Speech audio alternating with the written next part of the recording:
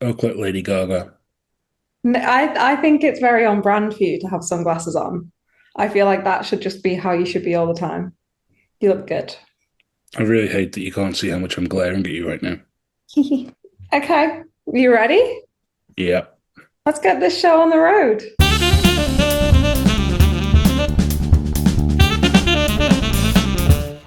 Welcome to Friday, Manx.news and Energy FM's weekly plod around the news, in the words of Sam Turton, where we take a look at politics, interesting stories, and just plain weird goings on. So, Sam, I would say it's been quite a busy week this week. Would you agree? Disagree? Thoughts? Yeah, before we get to that, I am intrigued why you started this like a HR video for a company that's been under some investigation. What Like, do you mean? just like I've got this image in my head of that's like the voice that you get when you get like all forced to sit down and watch a video where someone starts off with like HR is no laughing matter. Discrimination in the workplace is not cool. It's just very sort of like a weird tone. Not that I've ever had to go through HR training, because fortunately, one of the few benefits of being self-unemployed is we don't have a HR department. I know if we did have a HR department, I'm not sure who would be fired first, me or you. It'd be interesting just to see the counterclaims. Can you hear that little creaking of my chair? Sorry, I've taken over from you this week with the creaky chair. I think it'd be you. You're way more inappropriate than me. That's incredibly unfair. I don't think so. Can you see my camera doing like a random zoom back into the middle because I move around too much? No. Oh, I can. All right. Anyway, let's just cut the crap, Sam. How are you? Yeah, not too bad. Yeah, another fun week. Bit sore today, but yeah. You're on your fitness journey at the minute, aren't you? You're a health queen. No, I'm just going like and doing stuff because people who go on journeys should go there and fucking stay there, quite frankly. Um, You're in really good spirits today, I see. yeah, I'm just yeah, people are being people, and it's already a long day. And it's only just midday. Well, yeah, but I mean, I've been awake since like 5:15, so the day's already like 7 hours old, and what are you gonna do, you know? I don't know. You're certainly one of life's victims today, Sam. I'm not. I just can't be bothered with this, and I mean, I'm not hiding any of the contempt I have for doing it. This is what happens when we do it on a Friday. This This is isn't. actually what happens when we Yeah, shoot it on a Friday. I don't know why we're doing this on a Friday lunchtime. We're not even trying to pretend it's Friday morning, you know. It's, I know. I know. how are I'm you, sorry. Charlie? Okay. Well, I feel like I would have more reason to not be in good spirits this Oh, week. go on, make me look like an asshole to all the viewers. Yeah. So for anyone who has pets, or loves animals will understand why I may not be on good form. We sadly lost our Labrador on Wednesday evening, completely unexpectedly and completely out of the blue. So Alf, our beautiful black lab, was 12. Well, he'd been turning 12 in December. And sadly, he took a trip over the Rainbow Bridge, and took it out of our hands. Probably the best way he could have gone, we think, in his sleep. But yeah, it doesn't make it any easier for everyone that he has left behind. And there is a very, very big black Labrador shaped hole now at the farm. So yeah, I've had a bit of a shitter, to be honest. Yeah, I don't really know what else to say other than the fact that it's really hard and it's horrible. And if we had our choice, we'd have them forever and they would outlive us. But sadly, that is not life. And I think in these moments where you're really sad and you are grieving, because even though it is just a pet, they are still a family member. That we're actually really, really lucky to have been able to love them to that degree that it hurts so much when they go. Wow, that's put a real downer on things.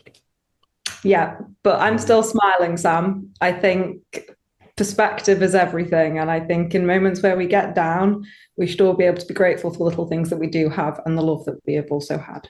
How is Jamie? Hey, Jamie's perfect. Good. Jamie has been my absolute rock this week. So Yeah, a little shout out to Jamie. And I actually think this podcast should, Sam, and you can't say no to me. I think this one should be the one that's dedicated to Alf, not the chief minister. I My mean, I was going to say people will get confused. If we yeah. just call the episode "Here's to You, Alf," What about Noopy? Because we called him Noopy. right? So in the news this week, I mean, I suppose the easiest place to start is school meals. I feel like that's how any of your therapy sessions would go. Sorry. I feel like they would like get something that like really like triggered you or you felt really uncomfortable and you'd go, yeah, so anyway. I do that a lot, um, especially when we've got a time constraint, which is being held back by you having to download Zoom today. So Sorry. Okay. Yeah. So anyway, school meals. Obviously, Department of Education brought in the new healthy school meals, didn't they, for this year? Which is actually the really good part of this is going to be more. It's a start of Manx produce on the school menus, mhm. but it's received a bit of backlash. Sam. Yeah, there's been a few issues highlighted. There's been an MHK and a few parents have said about the lack of choices for kids who are neurodivergent, who have got things that they struggle with eating with or without. I know it's sort of one of them examples people may chuckle at, but there's a woman said like genuinely my child won't eat unless he can have ketchup, Okay. and he has ketchup on everything that he eats, so they're not letting him have ketchup. So what do you do for this? And it's like that's actually quite a good point, which doesn't seem to have been challenged at any point until now. Yeah. I've seen people saying about kids getting a dry tuna wrap or a dry tuna jacket potato. I'm not quite sure why it was tuna for both of them, but and then there was other people saying about how the amount of food they were given. There was the same portion sizes for reception as there was for year six, which there's a bit of a difference between what a 4-year-old eats and what an 11-year-old eats. Yeah. So yeah, so off the back of that, the Department of Education has put out a statement today where it says it welcomes feedback on the new school menus after a mixed reaction from parents and children. The mixed reaction was added by me, um, and we've got things of one 7-year old apparently said to their mother they were asked why they're all being put on a diet. However, there was some support of it. One parent saying, "My kids have always come home hungry, and they seem to be enjoying the new menu so far. This is including my autistic son, who's a fussy eater." So it's not all bad. But the department has said that it's pleased to see the introduction of a refreshed primary school menu developed in response to feedback from both parents and pupils. We are listening carefully to concerns and remain committed to providing healthy, nutritious meals that cater to a range of needs. The menu will continue to evolve to ensure all pupils are properly nourished and enjoy their school meals. Now, I only have one anecdotal experience of any of this. Is a friend of mine who's a teacher at a school I can't possibly mention, Ashley Hill, and she said that it was shit. The new school meals. Yeah, she was like, kids in her class weren't happy. She doesn't Okay. actually teach at Ashley Hill, by the way, for anybody spreads that, because she actually doesn't. It's just I went there. But yeah, so kids weren't happy in the class, and she was like, I looked at it and went, I wouldn't eat it. Oh, So right. Okay. um, yeah, I mean, I never really had an experience of school meals. As we found out last week, you had smoked salmon sandwiches. That's why I was laughing when you said they had tuna because I'm like, well, okay, so they're still having fish, but they're not getting rinsed for having tuna, but I was rinsed for having smoked salmon. There's a Seems big really difference between smoked salmon and tuna, which surely even you can recognise. well, yeah, tuna comes in a tin. So does smoked salmon if you buy it in the wrong place. Yeah, I get there's a little bit of a difference, but I still don't understand why I experienced such scrutiny actually from opting for smoked salmon, but whatever. So we're saying that the meals have had a mixed reaction, is what we're saying. I was, when you said about the 7-year-old and the parent complaining about it, Yeah. I honestly thought you were going to what was going to come out of your mouth because I heard you say why the kids put on a diet. I thought one parent was going to be like, yeah, my kid's a fat little bastard. I'm delighted that they're getting put on a diet. That's what I expected to come out of your mouth. And I feel like some parents would have a laugh and say that, but Uh, that wasn't I the mean, like I case. said, my experience of um, school meals was different in primary school. I pack lunch, and even I've developed a lifelong hatred of cold ham, which I still refuse to eat. So off the back of that, I used to take bread and put buttered bread into school, and would occasionally put a Kit Kat in it. I Do you ever invented. wonder what's wrong with you? Oh, well, I think, to be honest, my mother's probably got a lot to answer for not having me checked out by more medical professionals, especially of the mental variety. But it's one of them. Grew out of Kit Kat sandwiches now. Now I just eat chicken and bacon sandwiches all the time, or burritos. Like, why didn't you just have a crisp sandwich? Who has a Kit Kat sandwich? I got bored of the crisp sandwiches, so I thought I'd spice it up a little bit. It's fucking weird, Sam. Right, okay. But yeah, overall, yeah, school meals. It'll be interesting because, of course, this is going to be a bandwagon issue for the beloved politicians who are looking just, I think we're now at, I think it's 53 weeks away from an election. So expect Yeah, a it'll be lot. interesting. I think it's interesting already to see who's started crawling out of the woodwork, and they've been quiet for the past few years, and all of a sudden, we now hear that they have a view. Oh shit, Angela Rayner's resigned. Has she? I've literally just got the flash up now. Yeah, Oh, marvelous! that's dreadful news. That is amazing news. Big Ange. Good. Bye bye. Oh, Oh, brilliant. I'm Should we actually just still. crack open? I might crack open a bottle or something. Well, that's what she was doing, wasn't she? She was on a dinghy with a vape in one hand and a can in the other. I was like, finally an MP who speaks to the people.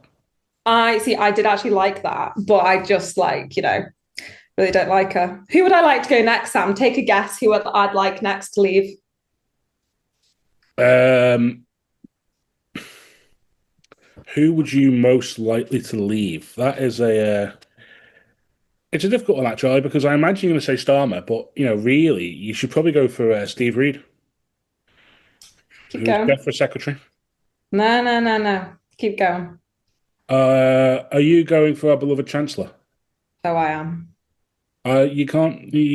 As proven when the market thought she was going to quit, she has to stay. But she needs to fucking go. Why don't they do a double resignation, get her out in the same day? They're too busy recovering from what is 14 years of catastrophic Tory government, and I'm now not everything's saying being the blamed Tory on the other. government has acted well.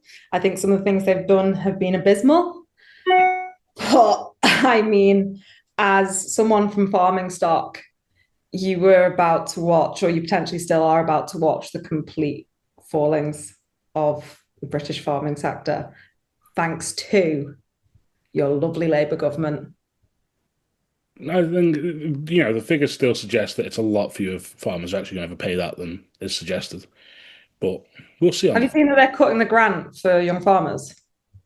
Yeah, it's just different. Well, this is again where they're really bad at politics because they're not actually they're cutting one grant and replacing it with a different system, but they don't get that bit out. They just say, "Oh yeah, we're doing this by the way." And everyone goes, "Oh, so you're making more cuts?" You're like, although I did find it quite funny that June's hero Nigel Farage was in America and has been branded a traitor by the people of Clacton because he basically went to America and ran down Britain and told Donald Trump and his friends that they should put tariffs on Britain because we are so anti-free speech. Hmm? Which is it's really fascinating. I sat and watched his evidence session at Congress, and it was hilarious. He basically got torn a new one by a Democrat who just said like, "You come here to tell us there's free speech problems in Britain, yet you've got your own TV channel, which, by the way, was launching in America this week, which Nigel Farage happened to be in Washington for. He also is a minority shareholder in GB News. Who would have thought? I know, it's mad, isn't it? I can't imagine how these things happen. Anyway, let's come back after a little break and we'll actually do some Manx news instead of me and Charlie just bickering about British politics.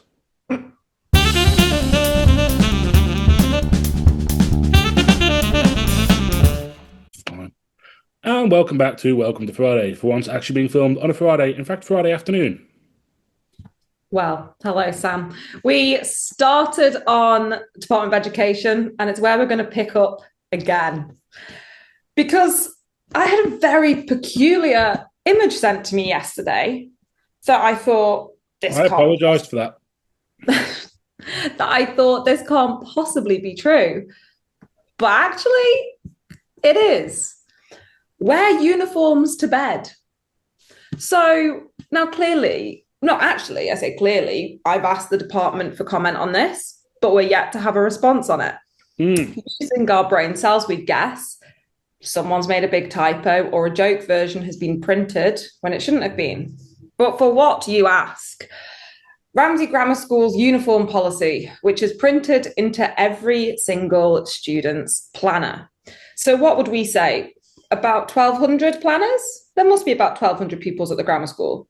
Would you say so? Probably high hundreds. I don't know if they might top 1,000.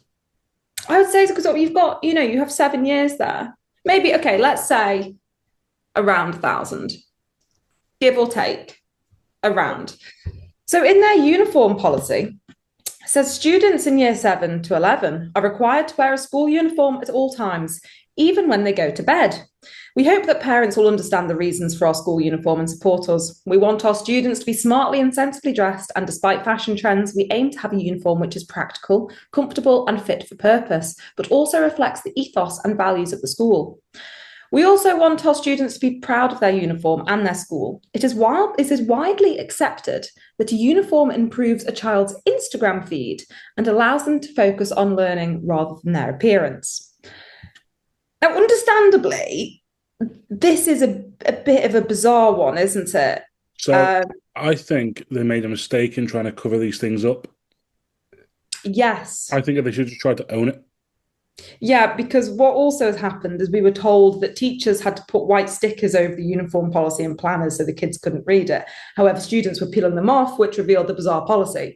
We also have been told that students were handed their planners and then handed a bunch of stickers and then told to put the stickers over said policy. That sounds like a couple of form tutors I had of like, look, I was told to do this. I'm not going to do it. Yeah, 100%. And also, what teenager is going to respond to that and go, yeah, of course I'm going to cover up something you don't want me to see? Come on, guys. We were all a teenager once. We know how they work. Not like that. So that's a bizarre one, isn't it? Very Really? much so, yeah. I'm amazed they've still got planners. When I was at school, I think a planner was just the best. Like, it was really just good for winging it. I just, yeah, I'm a little bit okay. I mean, I think the thing that I was so confused at is I'm a big fan of a practical joke, and I'm a big fan of someone putting something in where it shouldn't be. But I didn't even find it funny. It was a poor attempt of humour. But then obviously it should never have been published. But here we go. Yeah, I mean, I think if they had tried to own it, it could have been kind of funny. But Yeah, it's just such a strange story. Like, very weird. That's my weird story for the week. as is the Department of Education's just no response at all. Yeah. For people so just to give you a peek behind the curtain here, folks, when we get stuff like this, right, we put it to the government and go, hey, look, right, we've got this thing. We're going to do a news story on it in a few hours. Can you get back to us? We've not heard anything. We haven't had an acknowledgement of that email. We haven't had a reply off that email. We haven't had anything. So we're just sort of sat looking at it going, well, publish it then. And we've tried to contact the department. There we are. And you'll see this on news organisations across the island that this happens. And there's a wider thing now, I think, about how the government's media strategy hasn't developed enough. Because now they just post things on Facebook when things are a bit awkward or they don't want to talk about it. They just post it on Facebook and turn the comments off. But it's actually quite, this is a silly matter, but this is actually quite surprisingly often this happens with things with government. Yeah. So, I think it's, and this is a silly matter. This is one that is, quite clearly an error. Doesn't take a massive brain cell to work that out. But I think the thing that would be nice to sort of talk about a bit more is the fact that we can have some fairly big things going on and we're still very much left in the dark. And obviously what happens then is speculation starts to ensue and the Manx rumour mill runs like there's no tomorrow. Whereas actually, I think what comms could really learn to do is be a bit more open with us and actually address things quite quickly. The government structure just needs to be better. It needs to be more reactive to things because they're still working at an age where it's like, oh, when's your deadline? I'm like, well, it's the internet, so the deadline's when I choose to press publish. Yeah. It's not, it's not 10 years ago where the deadline was when's the examiner going out. No, I mean, I give them a deadline of I want to publish it at 4:00. If I haven't got it by 3:45, it's publishing anyway. But there is the option for you, because otherwise, if we don't do that, we actually don't hear back and it hopes to get swept under the rug, which has happened on many, many occasions. and we Yeah, never well, get an answer. you do also get the other end of it where you get an MHKO come out with something on Facebook and they'll say something completely insane. And then it'll get reported quite widely, get shared quite widely. And then it'll be like 2 days later, the government will go, actually, you know what the truth is? And you're going, do you not understand why you had to ignore, you had to kill this 2 days ago, not now? Yeah. Because now oh, well, that's the best you've come up with. Right, But anyway, moving on to, funnily enough, information not coming out. Manx Care has refused a freedom of information request for reporting to mental health needs at the prison. So tell me Um, about this. so it was a freedom an FOI request. I don't know who put the FOI request in. It was one that was forwarded to me. It said that the release of this information, it's a health needs analysis report conducted by Tamlin Cairns Partnership on behalf of Manx Care. And Manx Care has said that it's the nature of the report and discussions which are yet to take place between itself and DHSC are essential and need to be uninhibited. Disclosure would likely have an adverse effect on Manx Care's ability to fully meet these broader objectives. I mean, yeah, Manx Care's ability to fully meet broader objectives. That's a good one. It also said the information could be misinterpreted at this time, and there is no evidence to suggest that disclosures of this information will serve a wider public interest at this time. Now, I could argue that with them for a certain point. However, we have had several very tragic incidents at the prison in recent years, and it is in the wider public interest, quite frankly, Yeah, it to is. know how our prisons run, to ensure that the people in the prison are. I get the whole thing of they're there for, it's that thing. They're not there to be punished. They're there as a punishment sort of thing. But it also matters that the people who are in prison are being looked after properly. 100%. And I think that's one of the really big parts in this, isn't it? Like some of these people that are going into prison are some of the most vulnerable people in our society, Yeah, and they should be looked after. You know, they're going in there. The prison has a duty of care at the end of the day to look after because these people. I mean, I don't. There's no single place to lay the blame on this one. Before the whole thing happened with my own, I used to cover court a lot more, which I just don't do because I can't see the defendant, and it's very weird trying to write about somebody when I can't see the room. Um, so it's like when you're doing that, and it's like the amount of advocates who, fair enough, there's some defense advocates who are doing their best to keep their client out of prison. But the amount who you hear going, well, they were due to have this appointment, or they were due to have this, and they were due to have this, and it just never happened. You Yeah. know, I remember one last year. It was this fellow who was basically locked up for several weeks because they had nowhere else to put him, and that was the answer. Just keep locking him up every week, bring him back to Douglas, send him back to Derby every single week because there was nowhere for him to go because they couldn't meet his personal needs. And he was in prison for what was in effect a minor offence. I mean, I think it was like repetitive shoplifting or something like that. It wasn't a serious thing. I'm not saying shoplifting isn't serious, but it wasn't a you need to be locked up forever sort of thing. It was a if he can get out and can get into somewhere where he can be helped, then that's also removing the financial burden on the prison and it might help him moving forward. So I completely reject the idea that there was no evidence to suggest that the disclosure of this information would serve a wider public interest at this time. I completely reject that. And I really wish it was my FOI just so I could appeal it. I might actually put the same FOI in again so I can appeal that. Yeah, no, I agree. And I think the thing is, the prison kind of likes to come across a bit of a rehabilitation centre in some ways as well. And the fact of what they're doing, getting people working and the education and that element, I think then you also need to really, really nurture people's mental health in there too Yeah, and really look and at I'm not them. knocking the people who work there. Some of it is very good. We've seen this week about as the school GCSE results come out, the prisons include, prisoners who have got qualifications in maths, English. They've got, some have done different classroom based courses. Some have done more, what's the word, like, training skills sort of thing, so they can come out Like and trades go things. in trades. Yeah, so they can go into, tiling, plumbing. I know, haven't seen it. The tiling centre they had up there was absolutely amazing. Like they had all the latest gear and everything. It was all supported by local company, and they're supported by UCM in doing that as well. And I just like it's that is completely what we should be doing. But I also think that part of this is we have to. The public has a right to know and should expect to know really that the mental health needs of the prisoners is being met as well. Because if it isn't, this is where the situation comes where they get put out on a Tuesday morning.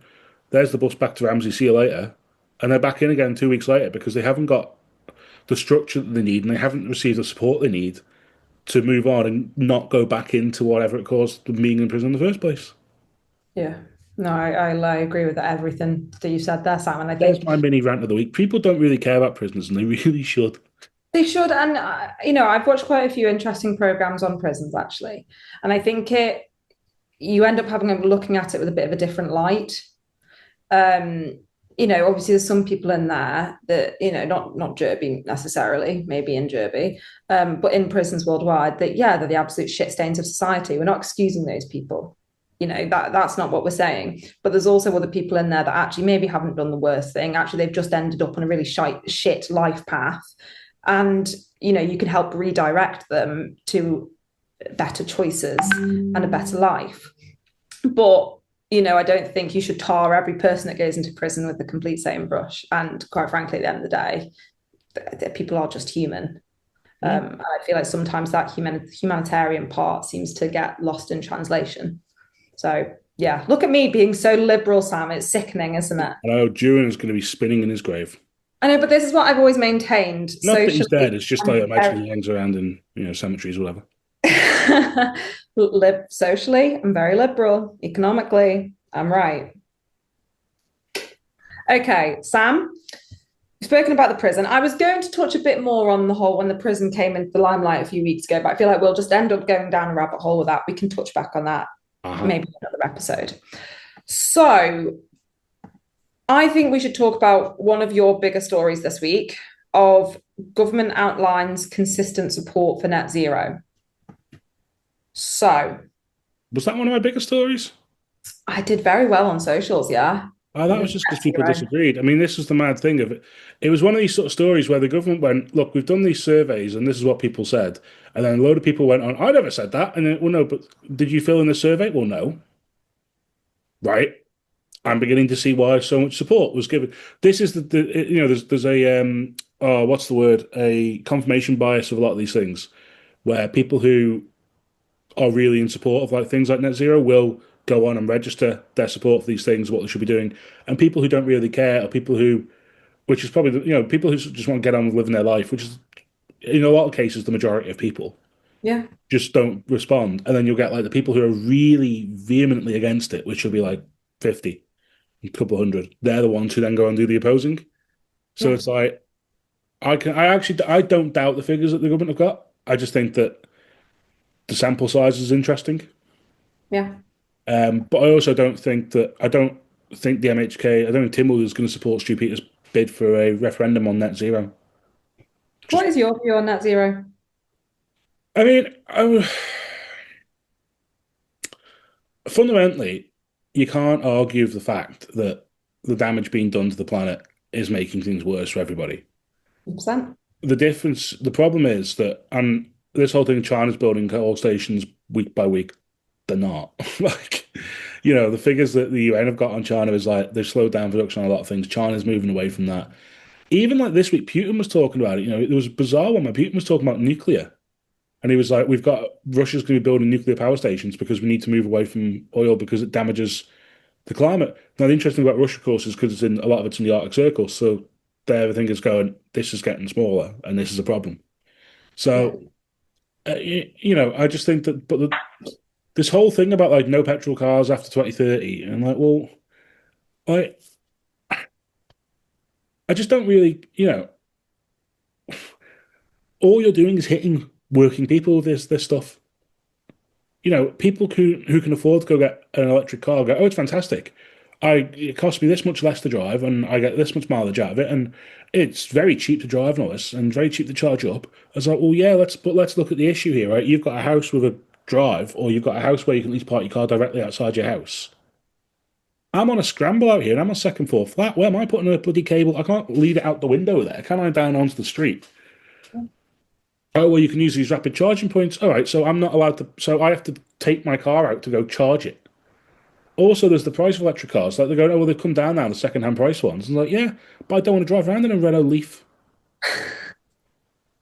or Zoe, whatever it's called. It's like just I don't like the thing of being dictated to on stuff like this. It's like people who, fair enough, people choose not to fly for environmental reasons. Fair enough. I try to avoid flying just because I hate airports and I really can't be bothered with it. Like I'm really happier on a boat, even if it takes an extra 2 days. I'm much happier sat on a boat going along. It's just and that's not an environmental thing. It's just because I'm a bit of a prick, and I just the, Rant. the, the end point is kind of yeah, I get that. I just think you know what, you're completely right. We have to reduce carbon. We have to reduce what we're doing. But equally, I'm just like just this constant thing of being told this is what we're doing, and your taxes are going up to cover this. And oh, by the way, we're going to put a wind farm in. It may not bring down electricity prices, but we're going to put one in. I'm like, well, why are we bothering then? Just get an interconnector from the UK and plug it into a nuclear power station. Like, I mean, I think we've not got a lot of time left here, Sam. no, I just spent 4 minutes ranting about fucking net zero. Well, my thoughts, I can And make it I'm in quite. support. That's the mad thing. I'm actually in support of it. I just get wound up by this posturing all the bloody time. And it's like, oh, well, you can all have air source heat pumps. And they're going, all right, yeah, you can if you own somewhere. I don't own this place. I rent this place. I can't drill a hole for the bloody wall and put an air source heat pump in it, can I? I had enough problem getting fibre in. And that was Sam's speech before he announced he's going to be standing in the 2026 general election on the Isle of Make Man. Onken great again. um, my view of net zero is that I think a lot of people are making a lot of money from a lot of greenwashing. I totally 110% agree that the climate is changing. I think habits need to change. I think people need to live more sustainably and sensibly. But I think on the back of it, a lot of people are making a lot of money from it, and it ain't the working class. No. However, if Ørsted want to build a wind farm in Manx waters and pay us for the privilege, crack on. I don't care. Absolutely. Let them I do don't it think alone. the government needs to be doing it themselves because, quite frankly, they can't afford to. And it's a load of bullshit saying that we're going to get cheaper electricity prices because guess what? That wind farm needs paying for. How's that going to be paid for? The taxpayer. So is it going to be cheaper for us? No. And Nope. Sam, we're moving away from net zero. We have 5 minutes left. I need to slag off the DOI, and I've got a really good sports story. Okay, in that case, can I have 40 seconds to explain the changes to the TT? Go.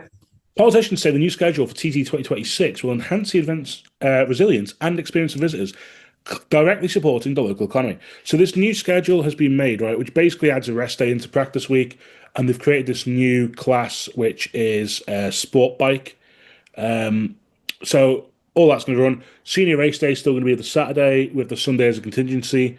They're basically talking refinements. Clerk of course, Gary Thompson, has come back and said, look, we've looked at what people said, we've made a couple of changes, and basically he's trying to liaise as much as he can with the rider side of it. Ultimately, his biggest responsibility is to have a safe event. It's the government's responsibility to make money out of the event. So from his point of view, he's gone down that route and said, this is what the spoken to the riders, this is where we're at. Government are in agreement with it. Hopefully, it will benefit the arm because let's face it, one of the big criticisms of TT over the last year is it's been very grandstand focused, very around the course focused. Peel Day, Port Erin Day, they're not getting the support they used to get. Fair enough, you could say it's changing visitors. However, they're saying we've got more visitors coming in the last 15 than we had in the last 15 years. So really, it should be benefiting the wider island. So hopefully, if we get an extra rest day in this and everything plays out well, it'll benefit the wider island because ultimately, if the TT does not benefit everybody, it only benefits people around the course and the English companies that come in to run the catering centres at the grandstand because the government let them have the lease, then what really is the wider point? Anyway, there we go. I'm so proud you got that jab in there. I've never been more proud of you. One final thing. The hotels are going to be full. Are they? But I thought they already were. Vote Hillary. Oh, fuck off. Fuck her off. Right, okay. I'm actually just doing a load of washing, and this is the first shirt that came out of the clean ones. So Okay, so I'm going to do a minute and a half rant. Are you ready? I'm annoyed with the DOI because, Sam, I'm laughing at you. I'm annoyed with DOI because I feel like when they close a road, they don't provide a sufficient access for HGVs.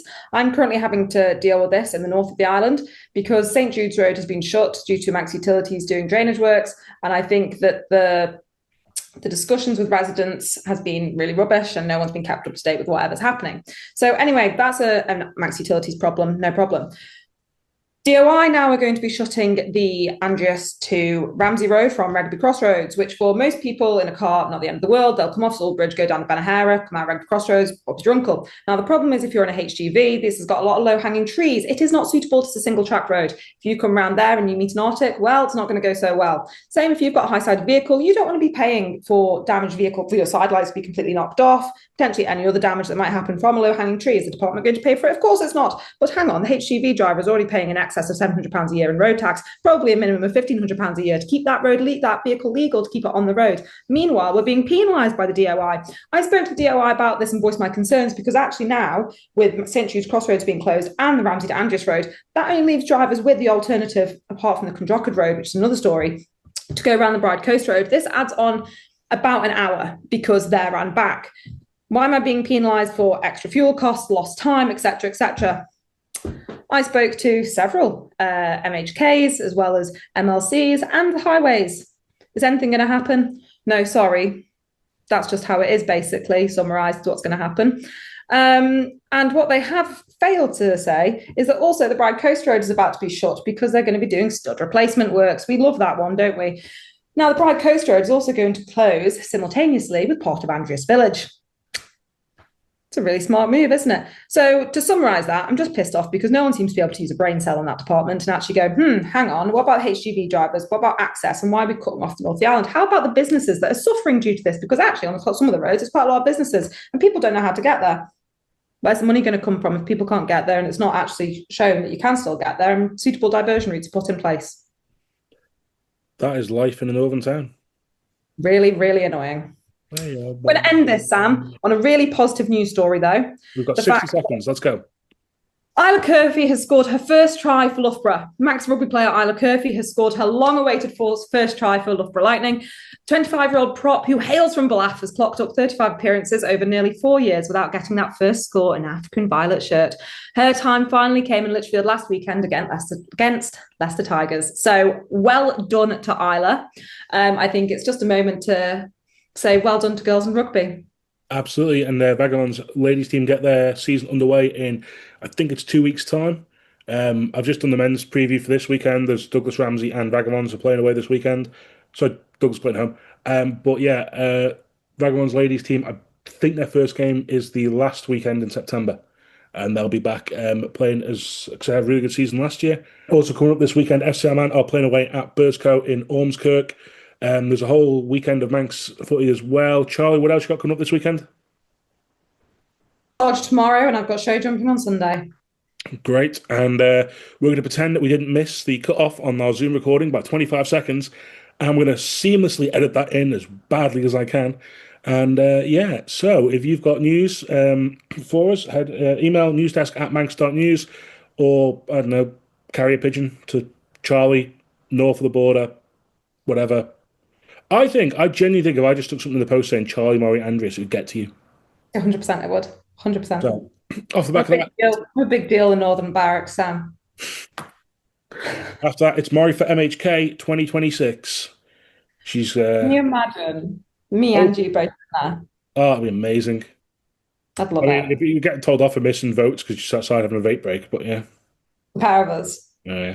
We'd be looking at each other going, we Yeah. go out of here. Right, okay. And on that note, do we want to tease everyone about the fact we might have a potential guest? It's sort of a big deal.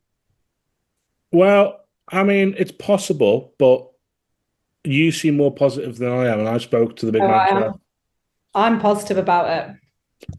Okay, well, Don't mess with Charlie in negotiations because I'll always come out very well off in them. Well, we'll see if we can float that one and get to hopefully have a guest in a few weeks. I did also promise to bring Hattie on, so I might go on to Hattie. Let's see if he wants to come on. Yeah, so that's a spoiler. Our special guest isn't Hattie, but he's going to be a special guest. Yeah, at some point soon. I mean, we had special guests last week. What, Jamie and Dee? Yeah. Well, we did, I suppose. I suppose this person is someone that everyone will know. It's not Noel again, is it? Huh? Not Noel again, is it? Oh, no, we're not having Noel. They've all been using and abusing him. I'm bored. Like, So, we'll let June do that and he can live out his childhood fantasy and have Noel on. Okay. Anyway, right, let's get on with our lives and move on from this. Thank you everyone for watching, and yeah, follow us at Manx.news, Energy FM, wherever you find stuff that is news from us. It'll be in one of them two places. And in the meantime, it is goodbye from Charlie. And goodbye from me.